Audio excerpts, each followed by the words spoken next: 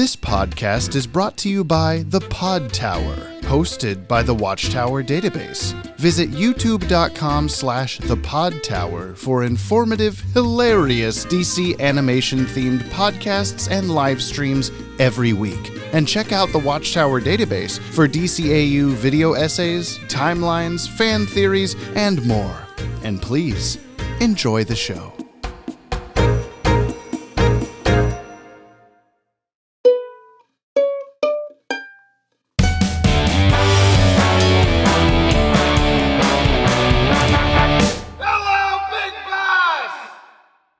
Brian, do you like tomatoes? Do I like tomatoes? Mm-hmm. You're gonna have to define that a little more. Just like eat a cherry tomato or tomatoes on sandwiches or whatever. Do you like tomatoes? Or fuck that? I'm not much of a, like, I'll eat a cherry tomato like off the vine because that's better than like a cherry tomato you get out of the store. But you're silent. It's probably me because I can't hear you. Oh, la la la la la la la la la la la. I swear to God, it's all because I spilled tea on that other one. And they're just like, oh, I know what you do. I know what you do to our kind. It has not worked properly the whole time, like not consistently properly. Anyway, do you eat fucking tomatoes or something? Whatever the fuck we were talking about. So as I was saying, I'll eat a cherry tomato like off the vine because they're better than like ones you get from the store. And I'll have them in a sandwich, like that's fine, but I'm not like, ooh man, I could just really go for like taking a bite out of a tomato. That's I don't like crave a tomato ever. But if there's a small to medium sized tomato, I'll probably eat it. Really? It's got to be like crisp though. If it's mushy and that's no good. But if I'm making a sandwich at home and I don't have tomatoes, I'll get sad. And I'll choose to eat cherry tomatoes over many other snacks if I have them. So I don't know. I'm glad that we've had this conversation. Yeah, because well, I was having an anti-tomato conversation with some other friends. That the whole so the corn thing with me, I'm a weird fucking weirdo because I don't like corn. Right. I understand. I get it. But the rest of the table at dinner, all like 7 other people just hate tomatoes and were looking at me like I was weird for liking tomatoes. I'm like, I don't get it. I used to not like tomatoes, but I never hated them. I did, however, hate the argument of like, oh, I don't like tomatoes. Like, oh, you don't like tomatoes? What about marinara sauce? Yeah, I'm like, that's something different. What about ketchup? Like, that's also something. That's not a tomato. Same thing people do with corn. Oh, you eat corn chips and corn syrups and everything. Oh yeah, because that's corn. You're certainly right. Yeah, because no matter what you do to a product, it tastes the exact same way with the exact same texture. Know about no matter food what. And making food and culinary science, there's nothing you can do to impact it. Yeah.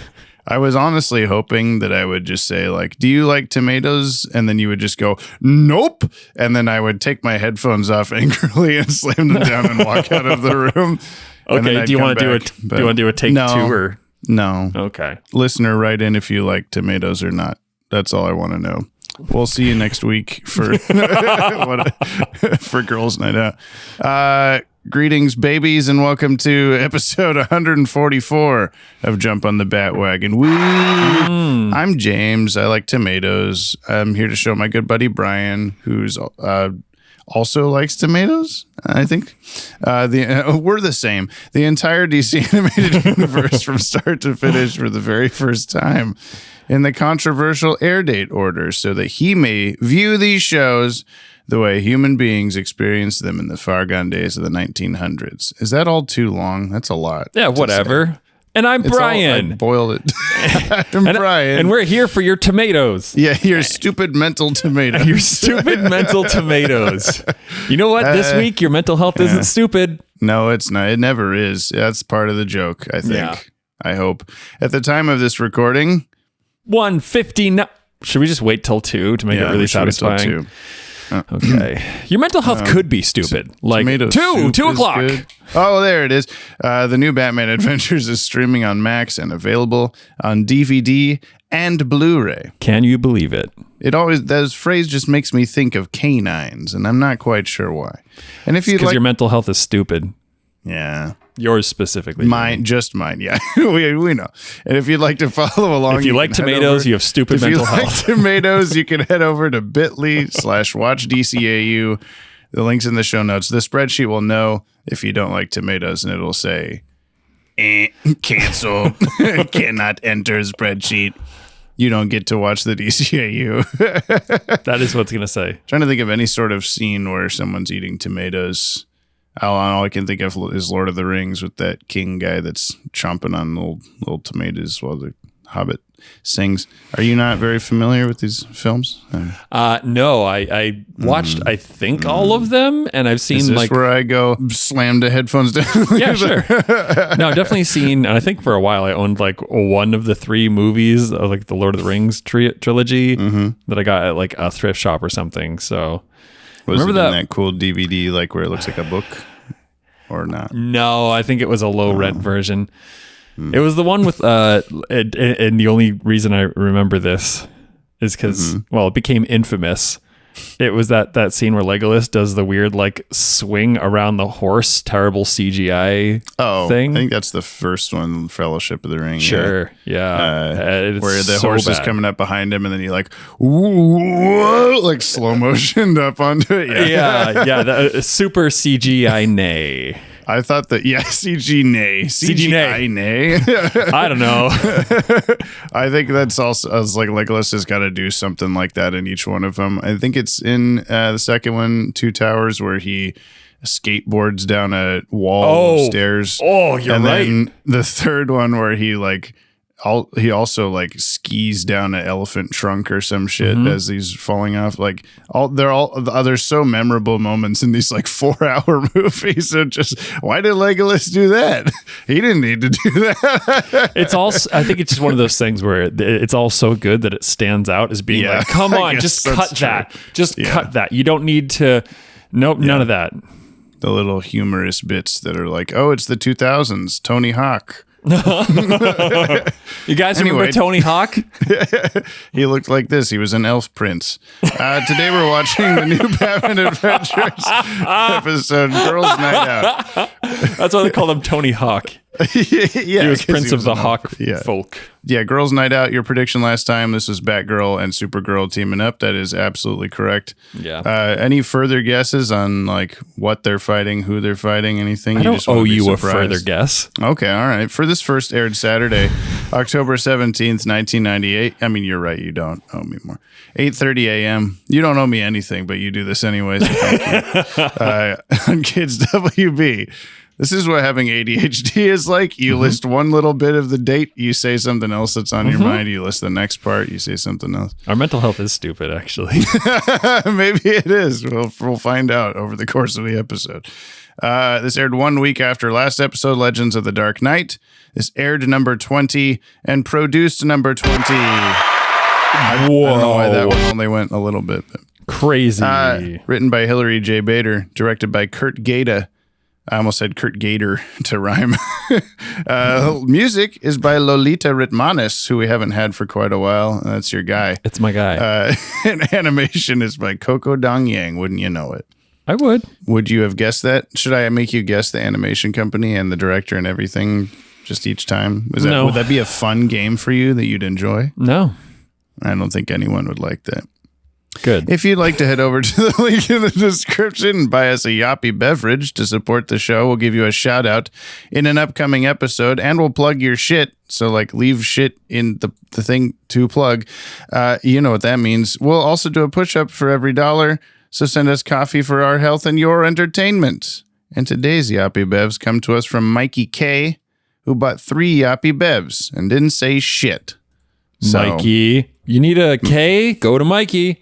Mikey says K. Well, thank you, Mikey. Yeah. Are we doing 15? We're doing 15? Mm-hmm. Okay. Mikey, this is for you, man. Yeah, Mikey. K1. Wait, don't do that. K3, K4, K3. Is that K5,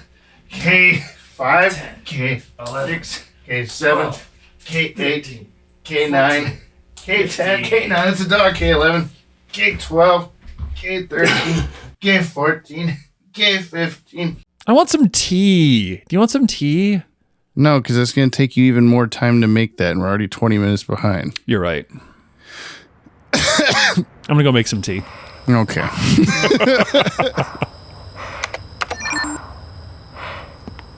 So you know how to work all this stuff? It's my job. I'm a systems and data analyst at police headquarters. Aside from paying my rent, it gives me access to all police activity. From here? Yeah, I can hack in whenever I want. Just don't tell my dad. Your life is so cool. Yeah, well, so how about you? Well, I kinda live on a farm. A farm? Like chickens and cows and stuff? Yeah? What about it? Fresh air, early to bed, early to rise, none of this constant night work, no big city congestion. You are so lucky. I've got a lot of chores. Chores, man, I always wanted to have chores.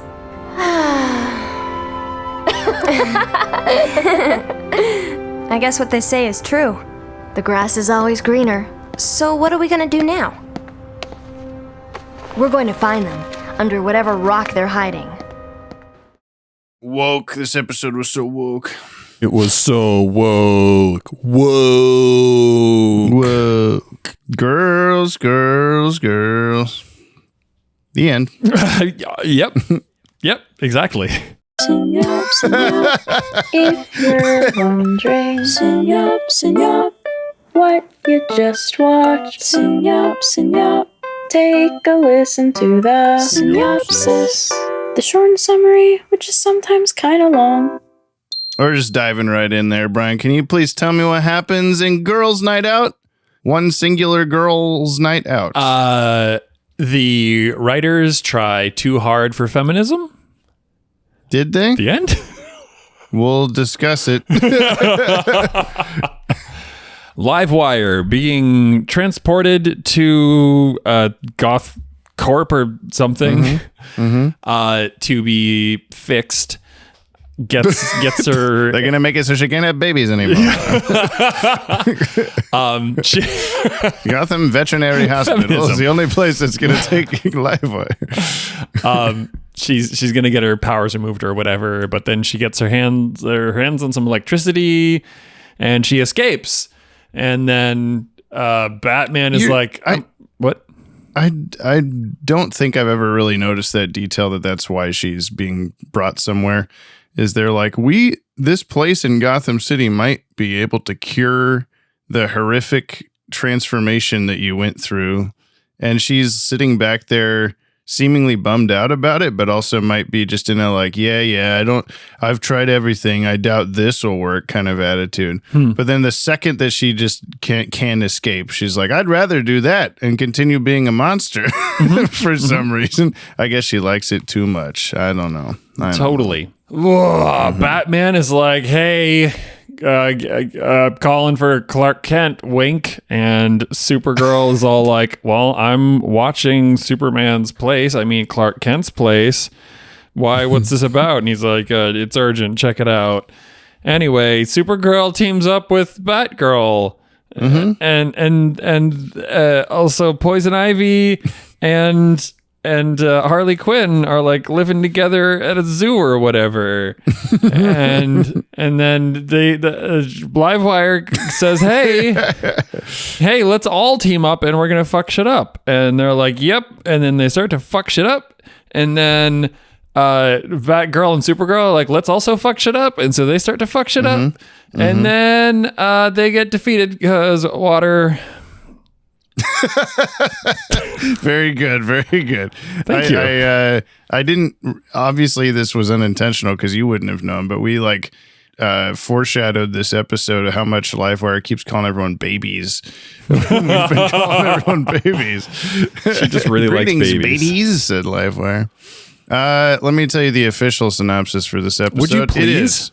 Okay, I'll do it without the Oxford commas like it has. Okay. Harley, Poison Ivy and Livewire team up to have a leisurely Gotham night out, while bringing the city to its knees in the process. With Batman out of town, Batgirl calls for Superman's help, but gets Supergirl's instead. Wow. Bring the city to its knees, as in they robbed some ATMs in a mall. The end. I gotta say, while I really like the premise of this, the execution failed to grab me the whole way through. I think it was okay of a setup, getting everyone together in the same place, not too shabby. But as soon as they're in the same how else place, are you going to make that happen? Really? Yeah. But once they are together and able to do evil lady shit, we're all the evil ladies, and we're going to do all the evil lady shit together. They don't do anything interesting or meaningful. Yeah, they literally go to the mall and rob some ATMs and like try on some clothes. They're doing girl stuff. They do girl stuff. They go to the mall. They're all girl dinner.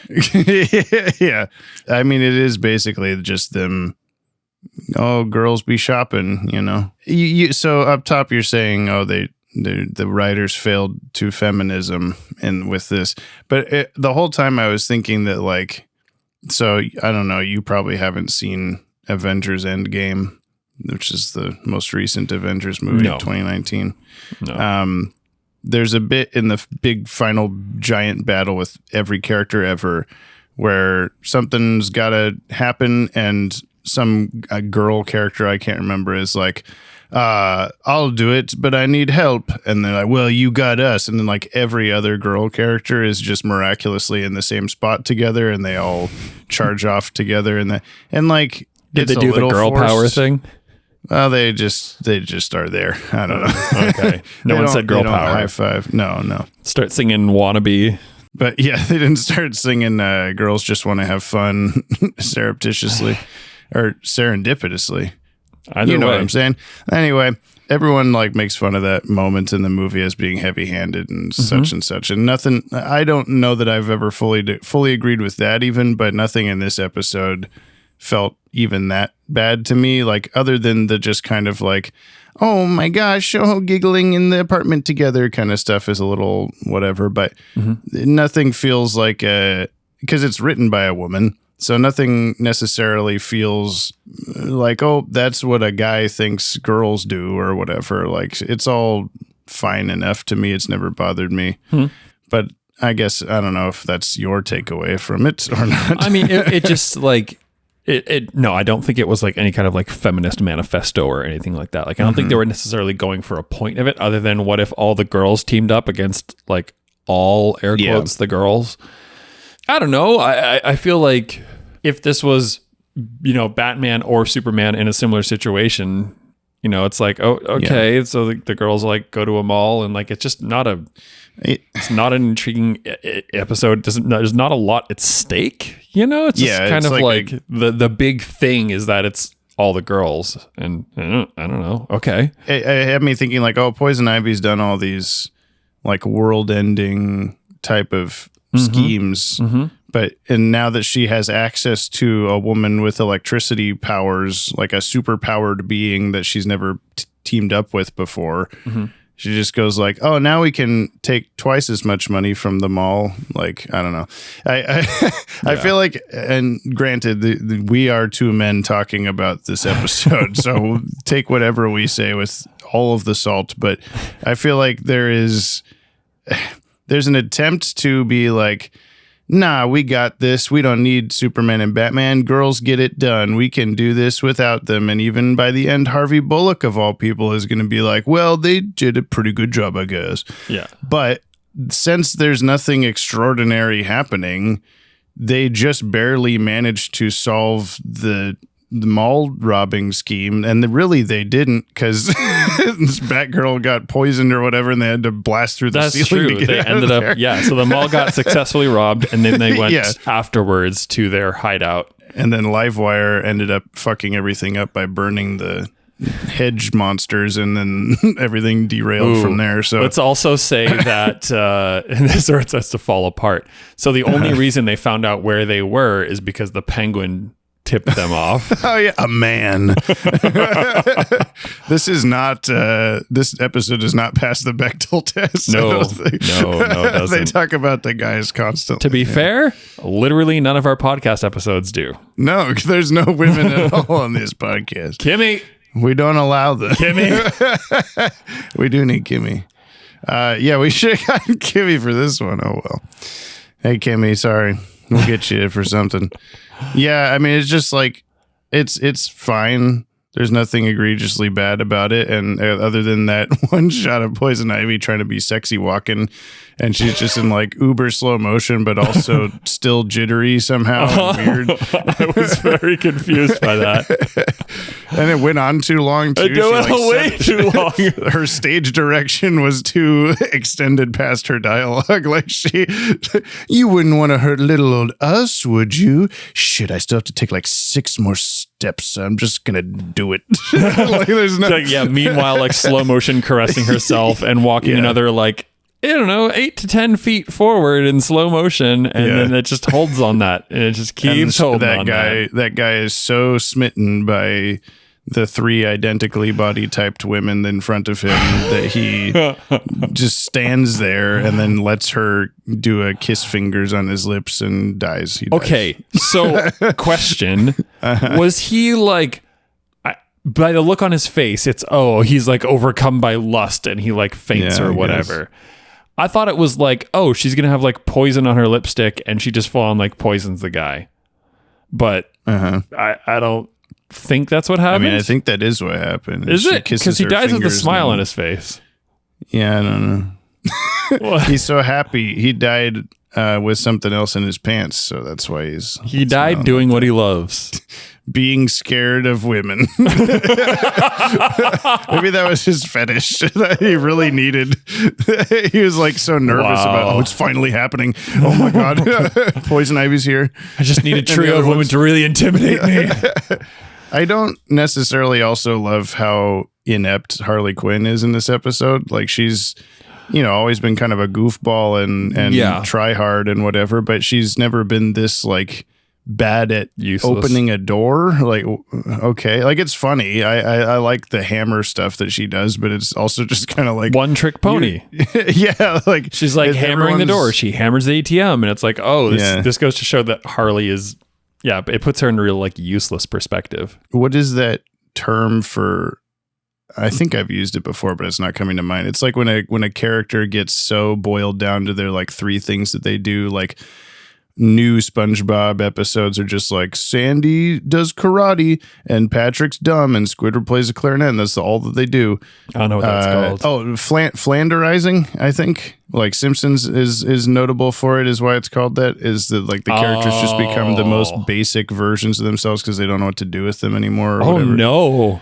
And I don't think that's like what's happened here, but because of how many characters there are in the show, they seem to just kind of all be the most uninteresting versions of themselves or something, like Harley doing just that. And Livewire is quipping way too much and half of them are not funny. And it's just like, hey, can you shut up?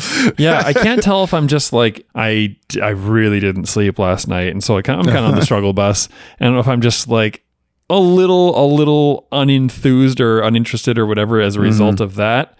Or is it really just, is it just that boiled down? And is there nothing else? Because it didn't really seem like, again, when you pointed out that, they just like, what are these baddies going to do? They're going to go to the mall. Like, okay. This is like a Jay and Silent Bob reference or something.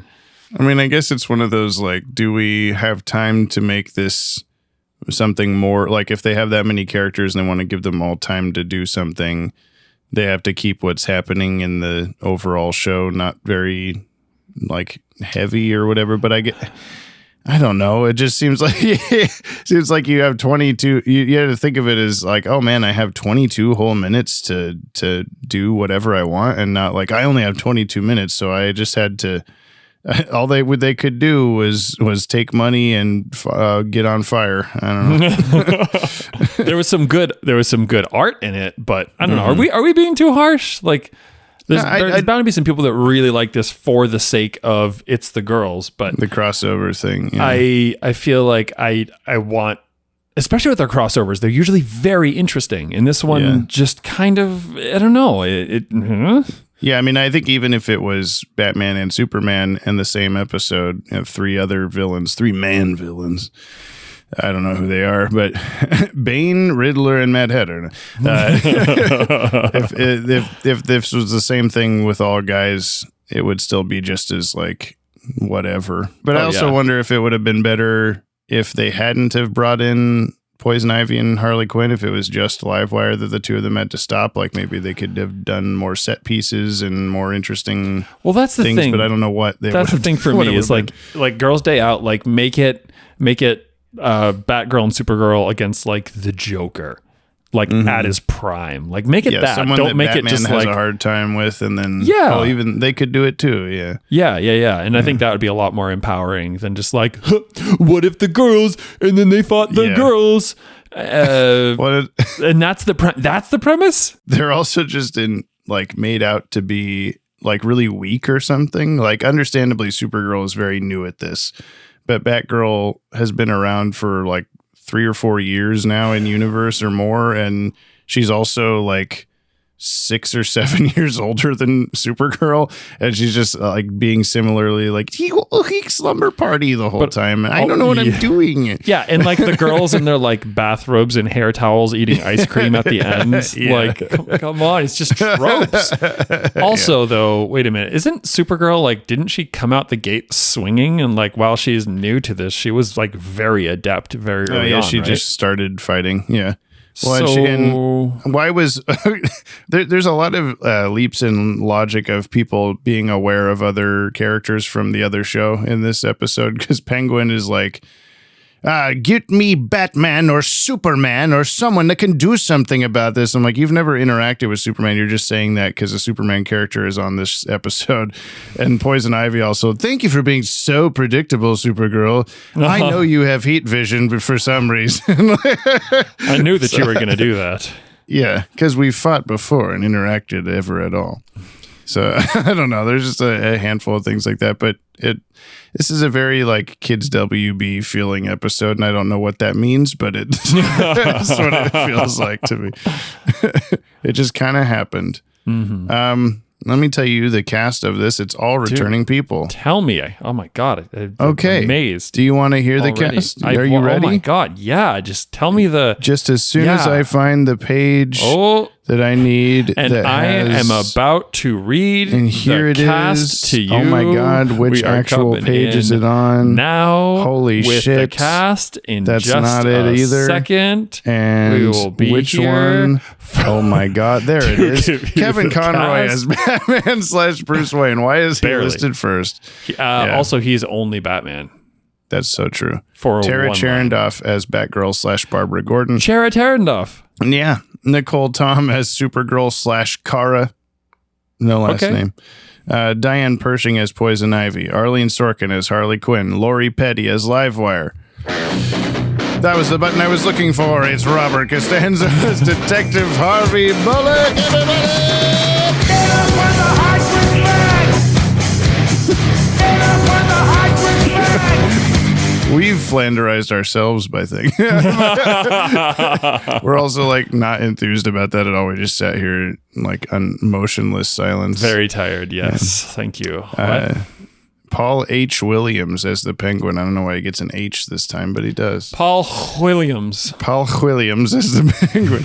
And lastly, we have Hal Rail as Driver Cop, the glasses driver cop. Oh, what about the checkpoint cop? I don't know. That was someone else, I guess. Wow. It was either Robert Costanzo or Paul H. Williams or Kevin Conroy or That's it. Hellrail was previously henchman in If You're So Smart, Why Aren't You Rich? Broker in What Is Reality? And cameraman in The Lion and the Unicorn. Yes. If You're So Smart, Why Aren't You Rich? Is still probably the worst titled episode in the whole series. It's also the fucking longest, and I hate it because every time I have to type it, I'm like, I have to type this one. Like, God, I need a IYSSWAYR. Oh, whoops. E-swear. E-swear. No. That's worse, yeah. Buff to puh. And then one of those in a bit. Trivs. To tell you the trivs. Are you ready for them? Gimme. Okay, Penguin makes a snarky comment that Kara is too young to enter the Iceberg Lounge, while Barbara was admitted to the lounge in Joker's Millions. According to her hospital file in Batman and Mr. Freeze Sub-Zero, Barbara was 20 at the time of that film, making her roughly 22 or 23 here. Kara's official Warner Brothers biography labels her as 16 years old during S-Task. However, as shown in her origin episode Little Girl Lost, she was placed in cryonic stasis as a teenager shortly after Krypton exploded, making her chronologically much older. I think the entire point of that Triv DCAU wiki, thank you so much, is that they're both old enough to go in. LOL. Just because you look young doesn't mean that you can't go get drunk in a bar. Yeah. Penguin's line, "That's it, out you three pixies go," is a reference to the film It's a Wonderful Life. Oh. I don't know who says that or who they say it to. But the child talking to the pixies after drinking too much absinthe. Yeah, after he was admitted to the Iceberg Lounge. Yeah. The Penguin's in there. "All right, children that I let in for some reason, stop drinking alcohol and get the fuck out." That's from It's a Wonderful Life. He says that too. At the end of the episode, in the second close-up shot of Harvey Bullock talking to the reporter on the TV is behind them. I don't know if you noticed that. I did not. They're in the TV, and then when it cuts, they're like, "Hey, what'd you say?" And then it cuts back to the TV, and he's in front of the TV. Oh. Like he's in the room with them. Well, that's freaky. In there. Didn't notice that at all. In the first shot of Harley driving Ivy's car through the mall, all three villains can be seen in the car. However, in the very next shot, Ivy is not in the car, but standing beside it. This is when Livewire gets knocked out, and then there's like then they blast through the ceiling, and as the chunk falls out of the ceiling, the car is swerving. Oh, yeah. And all three of them are already in the car, and then they pull up to Poison Ivy. I expect that must have been an editing thing where they like reordered how that scene ended or something. Could be. Because why would they like... Batgirl and Supergirl are just allowing them to have a little conversation before they blast through the ceiling, and that didn't make sense. Why not? Don't be rude, you know? No, yeah. Also, that's you when... You can talk over there. That's when Livewire gets silicosis, right? Oh, yeah. You were like, oh, it'll give her cancer, too. The like little powder that's all over her. But I mean, she's also like a electricity person. We don't know how her body chemistry works anymore. That's fair. Did we ever? She is a cartoon. Oh, right. There's probably the best part of the episode was right before that, too, with the, "Are you out of your mind?" Yeah. It's a good line. That was good. Livewire should not be able to shock Batgirl inside the Batmobile due to the principle of a Faraday cage. Were you thinking of not how that works as that happened? Batmobile itself would shield Batgirl from any external electric charges due to the chassis' conductivity canceling out external charges. So Faraday cages are real and insulation is real, but... a lot of people with the same like, oh, if there's ever like a lightning storm, you can just hide in your car. You'll be perfectly fine. But there's a point where the voltage can like jump. If your car was directly struck by lightning, I feel like it would still fuck it up, you know, but I don't know. God, Alan Pan actually did a thing recently where he drove a car like under a Tesla coil. And like, to be fair, the car was perfectly fine. So yeah, maybe it would. But he wasn't, he died. Yeah.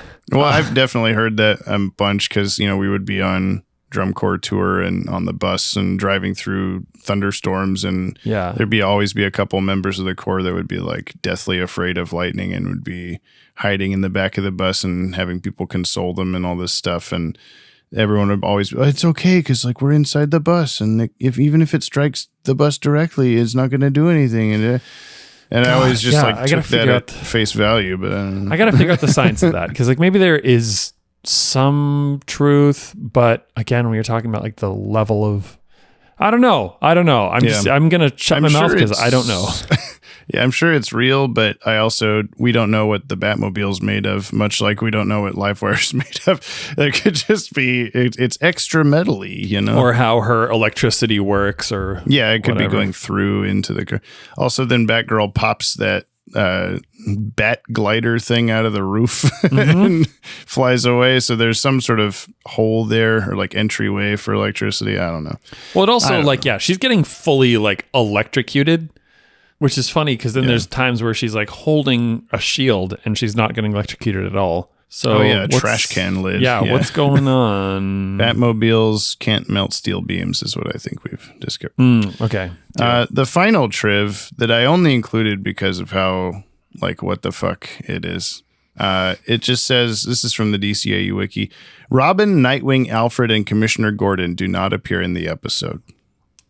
Dude, that is such a good trip. It's really interesting. You know who else doesn't appear in the episode? So many Superman, people. Joker, Riddler, Bane, Catwoman, Jordan. Roxy Rocket, Jordan Hill, Mayor Hill, Renee Montoya. Alfred's girlfriend. Yeah, Alfred's girlfriend, Maggie. The Flash. The Flash and Maxima and Lobo. Lobo's and definitely not there. And the Phantasm, Mad Hatter. Don't forget Lex Luthor. Did you say Lex Luthor? Lex Luthor, Brainiac, Yeah. Parasite, Uh-huh. Jaxer and Mala. Uh-huh. This is the rest of the podcast. Maxie Zeus. Let me look at Brian's cheat sheet for every character we've met so far. Maxie Zeus, Red Claw. Red Claw's definitely Red not Claw's there. goon number 1, Red Claw's goon number 2. Yep. Hard facts.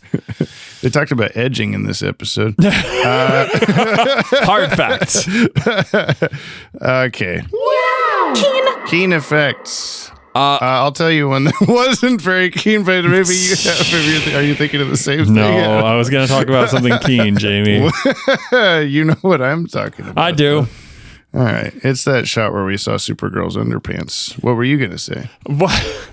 That's not cute. Why are people crushing on this fucking cartoon? No, I don't think that is something that they like purposely put in the episode. I think that's really, like an it looks like they put it into the episode, which would have some whoever level of drew it purpose. did, but I mean, like, I don't think that the storyboard or script or anything said like, make sure you show a little bit of Supergirl's panties in this shot, but they were there. Oh, you do this all the time? You just fly around? Yeah, it's pretty great. Here's my underwear, and then they fly into the distance. You know what word I hate? What? I think panties. Like what? Like it's kind of like small pants where you're wearing small panties. Another result of the patriarchy. Yeah, if I might add. Panties. So what was actually keen was a lot of the electricity at the start, and there was some like lens flares from flashlights and such. Like they actually kind of went all out. Although, and I'd like to rewatch this because maybe my brain was clipping, but it looks like the electricity at the start, as soon as she gets out of the police, the paddy wagon, whatever, it seemed like there was like a hard stop on the left-hand side of the screen. It's that shot when she's like spiraling up the power pole to get up into the power lines, and you just said like, I think I saw the edge of the paper a few times or something. Yeah, I didn't notice like the electricity effect seemed quick. Like there's a hard like consistent, like you could draw a line down the side of your TV and the electricity wouldn't pass that line. Maybe that was something to do with whatever like physical mask they're using for like shining a light through the bottom, but I don't know. Yeah, I'd like to watch it because again, it was probably 1 second total, but my brain was like, wait a minute, there's something there. So that was anti-keen. A pro-keen thing to me was pro-keen, anti-keen. Pro-keen, yeah. CGI was when all the animals are on fire, the plant animals, and that like tiger one like goes into a skeleton. Yeah, like becomes like a plant skeleton as it's going through, as it's jumping, and then it frees away into dust or whatever. That was just a very keen wild deal. Yeah. Someone was just like really hyper focusing that day, and they're just like, I'm gonna draw the fucking skeleton of this plant tiger. Look so goddamn cool. Yeah. And it did. Yeah.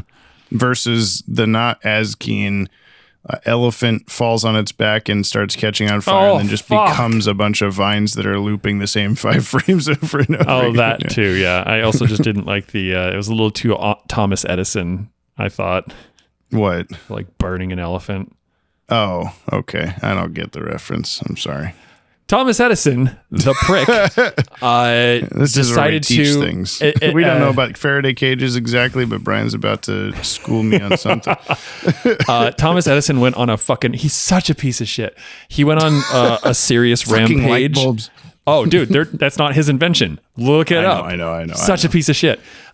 He went on a rampage to dispel, or more like demonize, DC power, because that DC was Tesla's thing. And Edison's just like, no, that's obviously bad. So he electrocuted an elephant in front of a live audience, and there's video footage of this out there. Of him just being like, look, this is what Tesla stuff is going to do to you. Did it kill the elephant? Oh yeah. Oh, cool. Yeah. Neat. Just to it was a marketing stunt. That's really, I like that. Edison was not an inventor. Edison was the owner, proprietor. Proprietor of patents. Of other people's inventions. What a dick. You also had a problem though with the plant creatures being like, there's still the density of plants. Like Supergirl should still be able to just push a bush out of the way. Like that was the elephant squishing Supergirl against a cliff and the rocks crumbling behind her. I'm like, what is the density of that plant? Yeah, how does it have like, because it looks like leaf matter. It doesn't look like it's like a trunk. Yeah, it's a great irony there. But no, I guess it wasn't there. I was remembering the shot where Batgirl like flies through a hedge or whatever, and it's just very thin. Oh, that was funny. Yeah. That was at the very beginning. Sort of Looney Tunes hole in the hedge. Yep.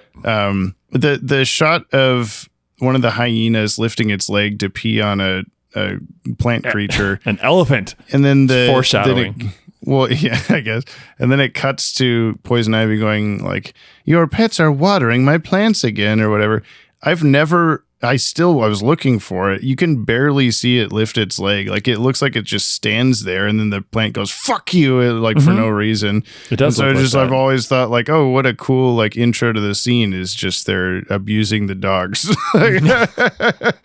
Just like Edison. Yeah. God damn it. What if some version of whatever you said about Thomas Edison is probably the subtitle of the episode? Electricity, everyone will assume, but it's not actually. It's about an elephant and Poison Ivy. Wow. Why did Harley Quinn know where Supergirl was X-ray visioning? When it's a funny moment, but it's like it's because Looney Tunes. Yeah, it's Animaniacs. Yes, that's very Animaniacs. I don't think there's any CGI. Batman's usefulness. How useful is he? One, he got Supergirl to Gotham, but he didn't do anything. And also Supergirl was pretty bad at doing it. She was there. Okay, one what? I want to say like big ball of gray, but I'll just do that. Out of 10. Okay. I will see your one. I'm going to give Batman one means of escaping via electricity from her fingers, reaching out through Livewire's finger. No, that's stupid. Hold on. That's not it. No, you're on the right track. No. Okay, well, pick something else, but then I'll have a comment about what you just said. One unnecessary hole in the roof of a mall. Okay, yeah. That mall also had like a big skylight that they showed like 5 times. She goes through the ceiling. She goes through the roof. Causes structural damage and leaves. The entire mall collapses in their wake. So near the start, the only way for Batgirl and Supergirl to not get immediately defeated by Livewire is for Deus Ex, I ran out of electricity and I must leave now. And yeah, what is that about? Except that she went because theoretically she was powerless in the van. She absorbed enough power from the downed power lines and then left them to fight them. But then the main thing is that she holds her hand out to like shoot more electricity, and it goes like, bzz, bzz, bzz, I'm out of electricity. And she goes, well, gotta leave, and teleports her entire body and being somewhere. You're like, oh, you could do that. Yeah. I also had that question and forgot about it. Thank you for bringing that up. Yeah, you're welcome. Oh no, I can't shoot anymore. I guess I will completely electrify my body and disappear into nothingness. Cool. And then she becomes the brave little toaster in the next scene. She really does. Like, we need an edge, and then the toaster comes to life. I've been alive this whole time. They go to Mars and all this stuff. Where is Clayface in this episode? Is he the plant elephant? No, because he gets dead on fire. I don't want that for him. He also can't be the seltzer that Harley Quinn sprays. He can't be the big gray ball because he'd be cancerous. He could be the ceiling. If he's not the ceiling material that falls, he's the thing that covers the hole in the ceiling before they get it repaired. Oh, okay, yeah. He's just like the goop that they put in there temporarily. Yeah. Off screen that we didn't see. Yeah. Off screen spackle. Cool. Clayface, off screen spackle. Books or hip hop? I'm going to say books, and I have a reason. It's because someone says like story's over, and then Poison Ivy's like, it's just the first chapter as they come out around the corner. That's true. So books. That's my books. Booksplanation. Pamphlet. Okay. It's a pamphlet on feminism at a rest stop. That you're like, oh, thanks. Yeah. Someone handed it to you at the door. Yes. Look, I don't think we hated the episode, but it definitely was lacking. It just wasn't good. I mean, is it going on the top 10? That's the last bit. No, it's not. No, and I would love it to, but no, dear God. Yeah. We should have had like a crossovers list too. Do you want to do that? I think we know what it is already. It's World's Finest Nighttime, this one, in descending order, I think. Wow, are those the only 3 crossovers we've had? I feel like there's been a lot. Wait, we just had... Wait. What? Nighttime? Yeah. There's another one, isn't there? You're making me second guess it. We just watched one. Yeah, Nighttime. That was Nighttime? Really? Yeah, where Superman's Batman. Man, I'm really tired, Jamie. Well, it's not good. It's not top 10ing, and it's not Yop 10ing because it didn't top 10. And here's the mail. That Yop had one small extra Yop. Put it over. We drop What we drop? our weekly Yops Oh yeah, those. into the comment box. First, there sure was a lot. Now Jamie's mad. Too bad we're all, At least I am. just Dylan Pollock. In this here day of our Lord, November 12th, 2024, if you want to reach out to us like the fire hand at the end of World's Finest Part 3. Wait. What? Did you say November 12th, 2022? I said 4. Did you? You're that tired. I'm very tired. You can send a short-ass email, an email for your ass, or a 60-second voice message to batwagonpod@gmail.com. Note the or a 60-second voice message. Note me kicking off my shoes without any concern about James's editing later on. You never do. I have to edit out so many little blips and blops throughout the whole goddamn episode every time. I'm so sorry. I hope you are. I am. Or leave a comment on today's episode on the Pod Tower YouTube channel or Spotify. But please do not spoil anything past this episode for Brian. Oh, I've written next episode is called Girls Night Out right below that. So guess we're watching it again. I'll have to go to speaking of spoilers, I was thrifting while I was in Bend this last weekend, and I've been trying to build my DVD and Blu-ray collection back up because up your dogs, yeah. Up yours, dogs. And as I was going through, I think I had an almost spoiler. Oh, there was a like a thin DVD case, and I was like, what is that? That looks kind of familiar. And I read Justice League, and I was like, oh, okay. And I just kept reading. I mean, it's possible, but there's also a lot of other non-DCAU movies that start with Justice League. So, well, I didn't read enough to know if it was like season 1 or whatever. Sure. It was just like some other words. I was like, well, I don't want to know what that is. I should not. Which is kind of a shame because like a part of me wanted to take like a Snapchat or something to send to you and look be what like, I found. Yeah, but then I'm like, oh, but maybe I shouldn't know what this is. Just be and like, Elora, come over here and take a Snapchat. I can't look at it. Well, that was the thing. Is like, what if it's like some very rare thing? Like, I don't know if Justice League stuff is hard to get or whatever. No. Okay. I have all the things anyway. It's fine. Most of them anyway. Okay, sick. Just at Video Horizons the other day. This is what I'm saying is at Video Horizons they had the first 4 episodes of Justice League on a VHS tape, and I didn't have that, so I bought it for 50 cents. And then I went up to it was priced at 50 cents, and I went up to the counter, and Neil just looked at me. And he's like, "Just take it." So it was free. It was also free. It was good that it was free, I guess, because it was like whatever. It was from a previous video rental store somewhere, like a Hollywood Video or Blockbuster or something, and it had it was in a like clamshell plastic case that could be locked so that you wouldn't steal the tape. You wouldn't steal a car. And the cardboard sleeve of the VHS case, like a normal VHS case, was the spine and top had been like cut off with scissors by hand and then shoved into this plastic clamshell case for the rental. So it was just like this butchered like Frankenstein of a VHS case, and I was like, but I don't have this, so I'm gonna buy it. You know, that final Blockbuster in Bend is closing. Oh no! Yeah, so there'll be no more. Yeah, I guess I should have gone. Yeah, you've been there before. You've been to them. This is from Ryan Hip.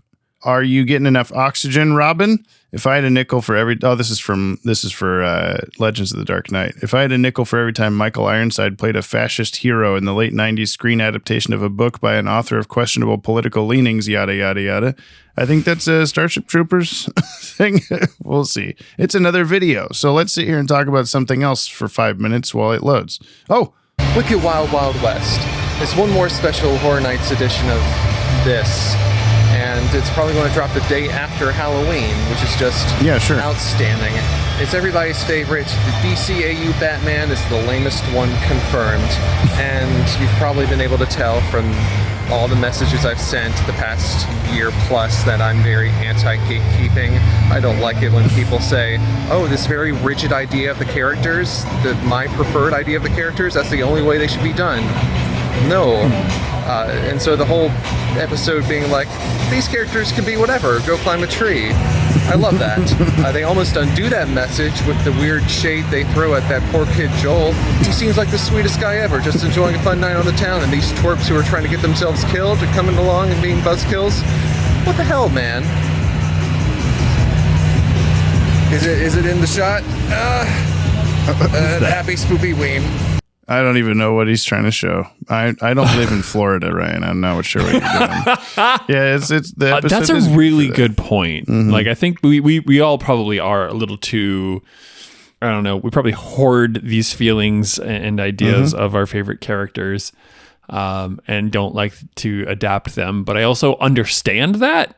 I mean, even with the DCAU itself, like plenty of people are... The Batman the Animated Series can't possibly be the same continuity or whatever because the characters have changed by having development. And they'll be mad that they're like, oh, this isn't the same thing, not my Batman or whatever. I'm like, okay, sorry. Sorry you feel that way. This is Dylan Pollock. Or why did they spell it night instead of night? N-I-T-E. They don't, actually. It's N-I-G-H-T. Wherever you looked was wrong. It's time for the Thoughts of the Week from Dylan Pollock on Girls' Night Out, or World's Second Finest. That's not a sexist thing. It's just because it's the second time they were doing the deal. Sure. You know what I mean. So I noticed I had mentioned back a couple episodes that the hyenas were just with Joker. Now the hyenas are just with Harley. I guess it was her week, and her and the Joker do co-parent. Or maybe she just lets Joker use them for jobs? I don't know. Do you think he pays to rent them? Whatever. James, I want you to put together a 10-hour clip where it's just Harley hammering away at those doors, them saying she tries so hard, then just her hammering for the rest of the video, unable to ever open the doors. Can you say 1 billion subscribers? Also, I'm proud to have coined dreidel powers, which can now be attributed to Supergirl as well. Also, if no one has ever said, man, I always wanted to have chores. Man, I always wanted to have debt. Man, I always wanted to have hemorrhoids. These are not things that people say. Anyway, this episode slaps. My comments are just at little nitpicky things. You know what else slaps? The question of the week. James' favorite part. Would you have wanted to see any other ladies join the fight, or would it have been too much to have a Catwoman or Red Claw or Talia al Ghul? You tell me. Yeah, it's too much. There was too much already. One Batman character. I don't know. I feel like, I don't know, like that. Maybe that's the thing. Maybe that would have been the epicness. It was just like all men in Gotham and Metropolis are rendered useless, and it's just all the ladies get into a big fight or something. Brian, you're predicting a future thing. What? Yeah, that can't be true. What the fuck? What do you mean? I was just thinking that if it was every girl character ever, then it would be too much, I think. Like in terms of like, it's the girls. Then also it would be like, oh, do they have to have this many girls to do what Batman could do by himself or whatever? Tip Apricot, contemplations on Girls' Night Out. So, no voice message this week. That's because this Monday I'm writing this is unfortunately, I saw this on Instagram, I'm sorry, as also the day my childhood dog, the dog I met through my stepmom when I was 7, is finally being put to sleep after a lovely 14 and a half years of life. Fuck. That's never something to be ready for, but he's going with love and intentionality. It's his time. What reflections does this have on the episode, you may ask? Well, I have a special place in my heart for Girls' Night Out, as it was one of the few DCAU episodes my dad had downloaded for me and my sister to watch outside of the house. I think because we were both girls at the time, it fit to be one we would both enjoy. And we did. We watched it over and over and over again while they took us to the laundromat or on long drives where we would be too bored otherwise. Nowadays, I don't love the episode. The animation is odd, and some of the jokes, girl power moments, and weird groping vines give off some off-putting feeling to me. I also can't connect to it like I used to. I'm set to be starting testosterone HRT within the next few months, and I've come to find And I've come to find a distance between myself and my sense of womanhood. But all the same, it was important to me in my girlhood, just like the pets I've grown with too. And I think it's kind of lovely to have it come up in the watch order now. 2 things from my childhood, dear and loved and changed over the years, passing by about the same time. I can only hope that Moss, the small Italian greyhound who loves to sniff my mouth, can have as much of a time out there in whatever afterlife meets dogs as Barbara and Kara had that long night on the town. Sending love to every yapper out there and any yappers that share their space with you, and little heart emojis. Thanks, Tip Apricot. I'm so sorry to hear about that, but I'm glad that this episode has meaning to you in a way that can be at least of some pause with that. Is that a dog pun? Oh, I did. Yes, it was on purpose. Yeah, no, I mean, I've been through that on several occasions. Oh yeah, and Jamie has too, and it's just one of the worst fucking feelings. Even when you like come to terms with the reality of it, and a lot of times it is the right thing to do. It doesn't make it easy. Yeah. If you want to come and be barked at by my dogs at any point in time, you know you're welcome. I'll do that. I'll make my child bark at you, I guess. I don't know. I don't have a dog. Drive 3 hours over here so that you can have a baby make dog noises. That's like 4 hours, dude. Yeah, you're right. Because I just had to do that twice in one day last week. Still feel bad about that.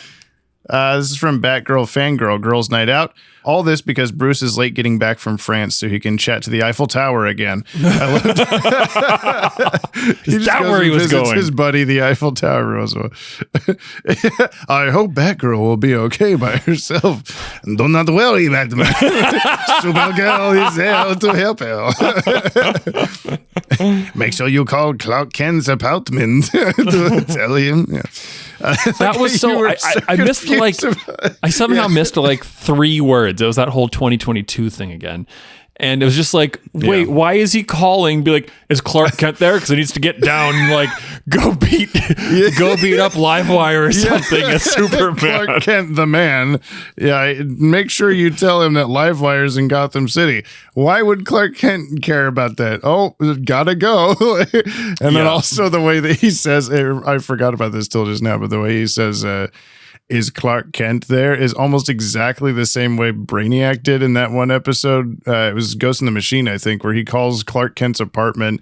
And then we made the like, is your refrigerator running joke or whatever. So I just wanted Batman to say that same thing. Oh God. And he's out right now. Fuck. I had a really dope prank I was going to do, but what time do you expect him to be back? I'll call again and ask the same thing. I love how Batgirl and Supergirl became instant friends, no rivalry or anything. It was so heartwarming. I like the part when they're bonding over their alternate upbringings and wishing they were each other. That was so sweet. I thought the Ivy-controlled hedge animals was a fantastic idea. I'm surprised they hadn't been done before. This is one of my all-time favorites for obvious reasons. I must have watched it like a billion times.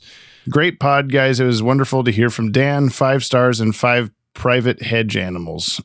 Privet? Is this a British thing? I don't know what a privet hedge is. A privet's a type of plant. I believe you. Euphonium star. Damage report. Legends of the damage report. Glass display case. Table. Priceless ukuleles. 50s wall. 80s wall. Ceiling. Torch. Mutant leader's glasses. Mutant leader's leg. Theater seats and stage. Crates. Wall. Children's hearts. Children's believe. Was that it? Was that really it? I guess so. And most of that didn't actually even happen. So, Banana Man says, okay, with an exclamation mark. Yeah! Oh my God. Sorry to make those noises right before that, but I needed that. I needed that so bad. Thank you, Banana Man. Wake up. And it's in capitals. It's great. It's great. It makes me feel good. Wency209, I've been on a downer mood for a bit, understandable, but you guys never fail to make me smile, especially when it's with a person who worked on the show talking about this nice tribute episode to Batman's history and mythos.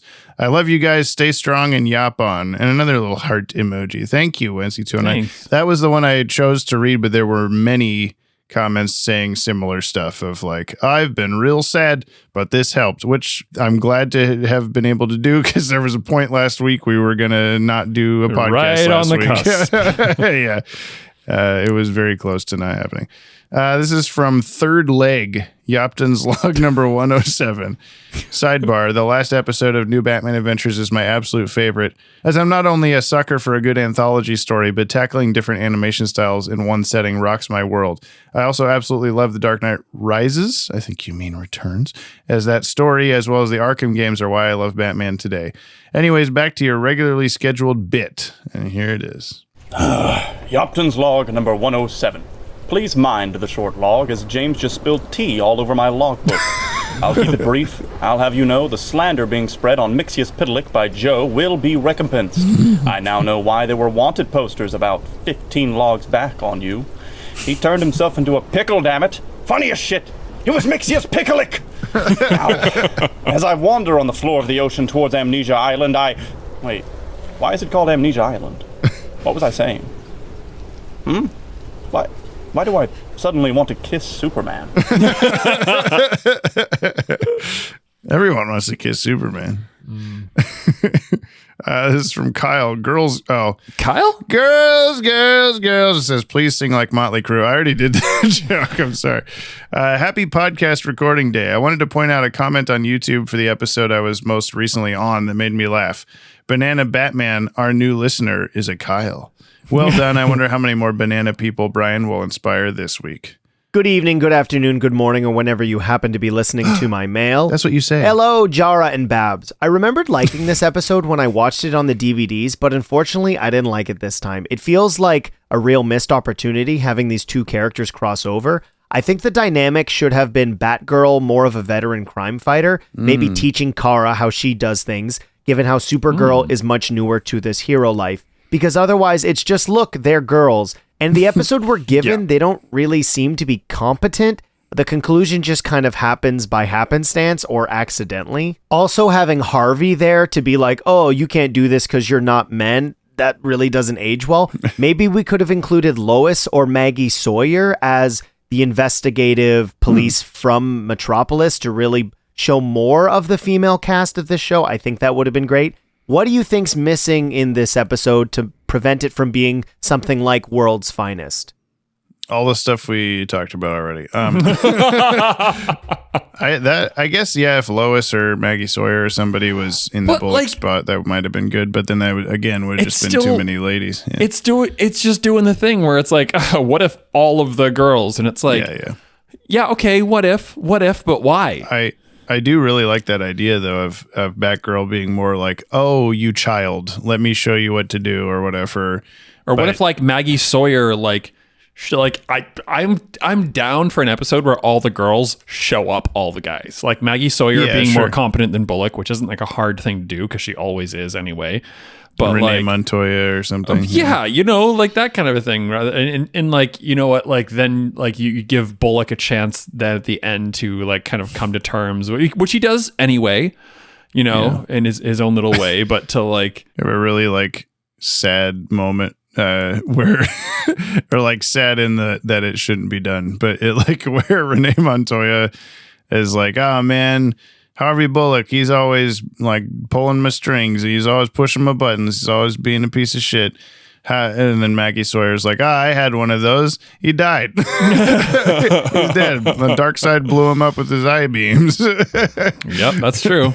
Let's do a whole different episode where it's just the two of them. I think that the two lesbian cops from the other shows, I think that'd probably be good. Be a better episode than this one. I'm here for it. Jordan Newman, Girls Night Out. You're listening to GCN, Gotham City News with Jack Ryder. Tonight's top story, Livewire showed up in Gotham and Batgirl was able to thwart her nefarious schemes with the assistance of Supergirl, and oh dear God, the aliens are coming here. Okay, you know what? One of these days I'm really going to lose it on the air, but for now, I'm going to get a drink. Now over to the music. I think the over-the-top saxophone music when Ivy was seducing the guard deserves a shout-out. Yeah. I really like the fun little bit of music. It shows up right at the beginning. It shows up throughout the episode. It's very fun. It's very percussive, both that it has a lot of percussion instruments and that the rest of the instruments are being used in a very percussive way, which makes me happy. I also like that the Harley theme shows up when she's trying to break into the ATM, and then shows up a few more times throughout the episode. I always love the Harley theme. Never apologize for loving your fandom, and try to stay optimistic. I wish I remembered what the Harley theme was, but that's okay. I noticed. You don't need to remember the theme. You just need to remember to stay optimistic. Jordan, that's true. That's true. Thank you. He tells me what to remember. Yeah. Thank you. I will try to stay optimistic. I'm gonna try. Batgirl's little theme song, that thing plays when she's hang gliding out of the Batmobile. And then there was also music from Sub-Zero playing when she's doing her trash can lid fight against Livewire, which I thought was interesting. Which was like, they're reusing a music cue here, but then I realized like, but that was like a Barbara Gordon movie, so I guess it sort of makes sense to do. It was a little interesting choice. And then, the thing that you're talking about, Jordan, with the like blump, blump, blump, bloop, bloop, bloop, that plays like 5 times throughout the episode. I think I'm remembering only just now. Did you want me to do it again? Blink, blink, blink. I'm only remembering now somehow that I'm pretty sure I had this episode taped. I must have, because there were many times throughout this that I was like recognizing lines that people were saying, like more so than normal, but I don't think I've watched. I don't like seek out watching this episode a bunch, so I'm like, why have I seen it a bunch? So it must have been one that like came on Toonami or something that I taped at some point, and then just, I feel like watching Batman Superman thing, and I'll pop this tape in. Blump, blump, blump. Someone remix that, please. It's Scarloey. It's Girls Night Out. Jump on the mechanic wagon. Here it is. Hello, listener, and welcome back to Jump on the Mechanic Wagon. I'm your host, Scarloey1. Woo. In this episode, I will tell you about Season 1, Episode 20 of the New Earl Adventures, Boys Night In. This episode is literally just Earl sitting on the couch, alone in his apartment, for 42 freaking minutes. To be fair, there is a part where he gets up to get something from the fridge. That was probably the highlight of the episode. Anyway, see you next week. Happy time, same booch. That's very good. That's a great episode. Everyone thought it was a little too heavy-handed with the masculinity, whatever. But was there a meninism, feminism, and masculism? Wait a minute. Is there a word for this? Wait a minute. What? Oh, no, my brain can't be this dumb. Hold on. Maybe there's not. I mean, there wouldn't need to be. We've had it too good. We don't need our own word. I can't, come on. Don't give me these kind of results. Anti-feminism?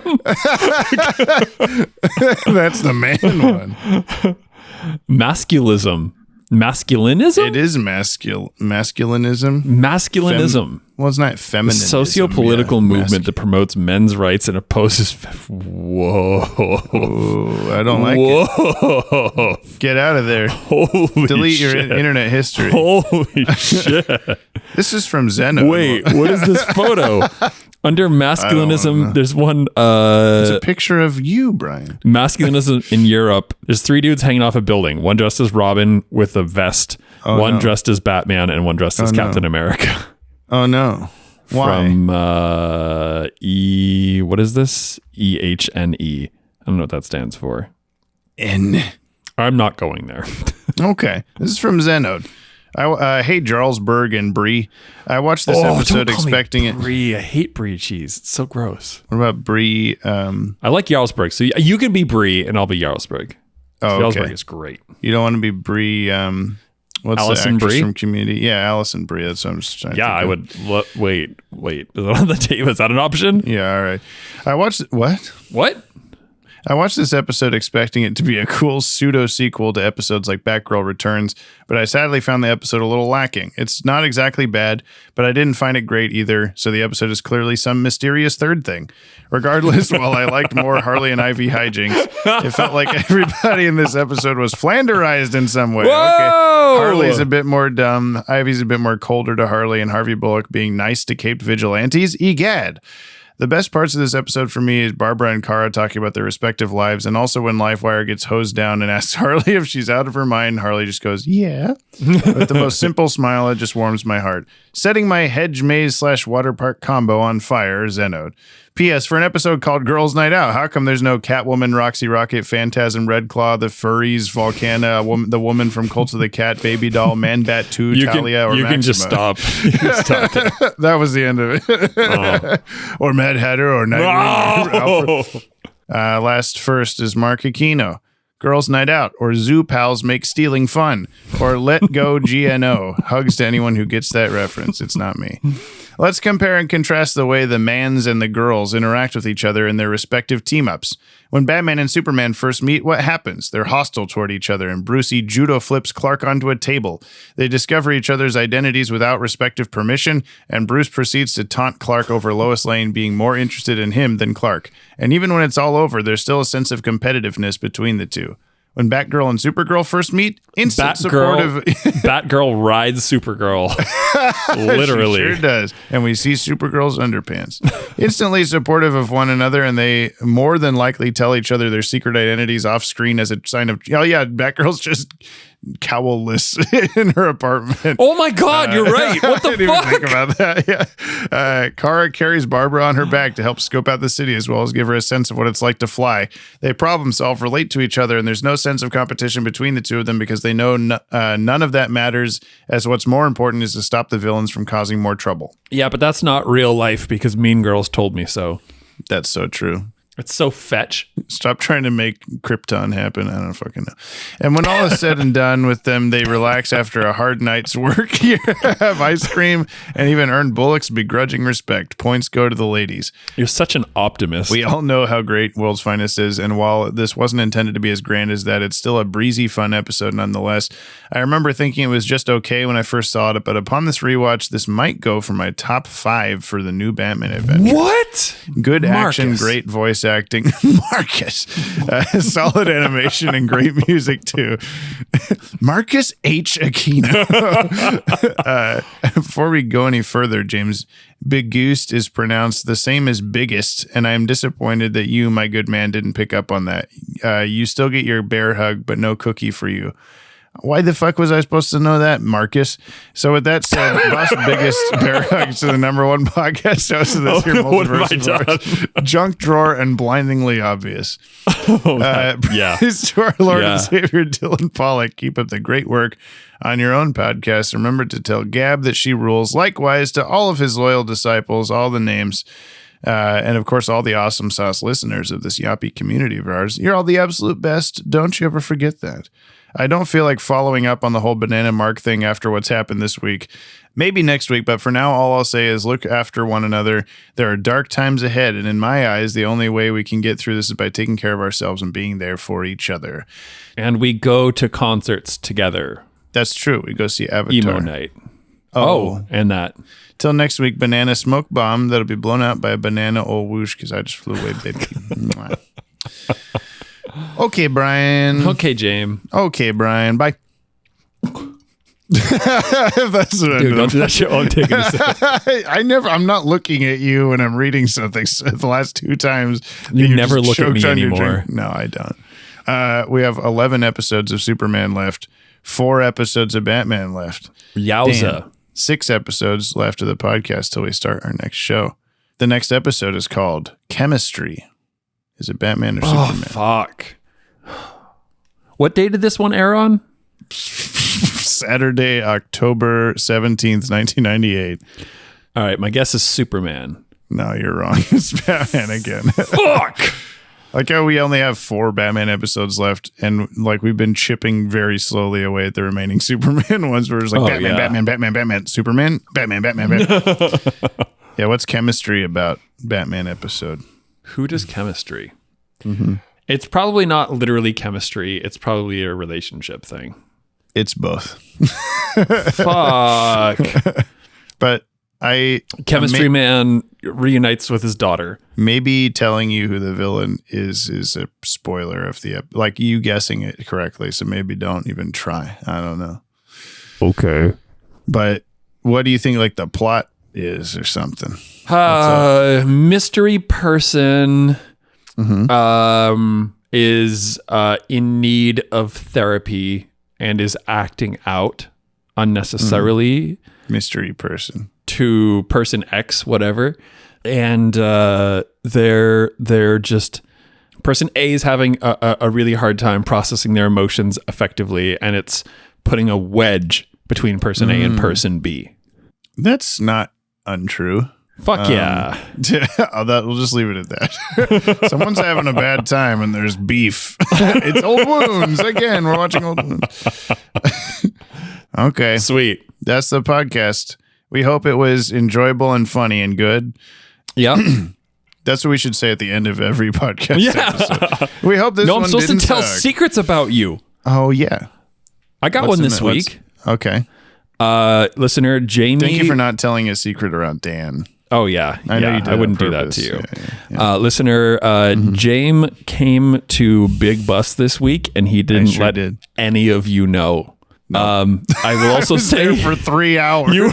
I don't think it was 3 hours. It might have been because we went out and grabbed some pizza after, but and then we shouted from the rooftops. Oh yeah, I'm supposed to keep using yes please as my answer to any compliment. Yes.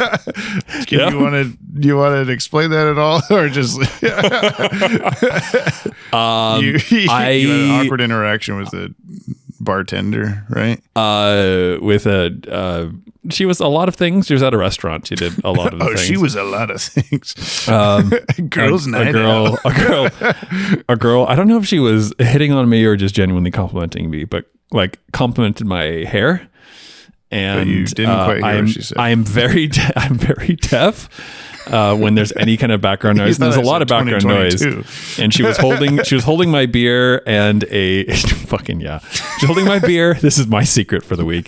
She was holding my beer and a beer opener, and she complimented my hair, and I didn't hear what she said. So in context, I just said, "Oh yes, please." And she said that she actually complimented my hair and not asked if I wanted my beer opened. And now everyone must do this. So when we're like, "Thank you, listener, for listening. You're such a good listener," and then you say, "Yes, please," like a chant that you have to do at next live show, right?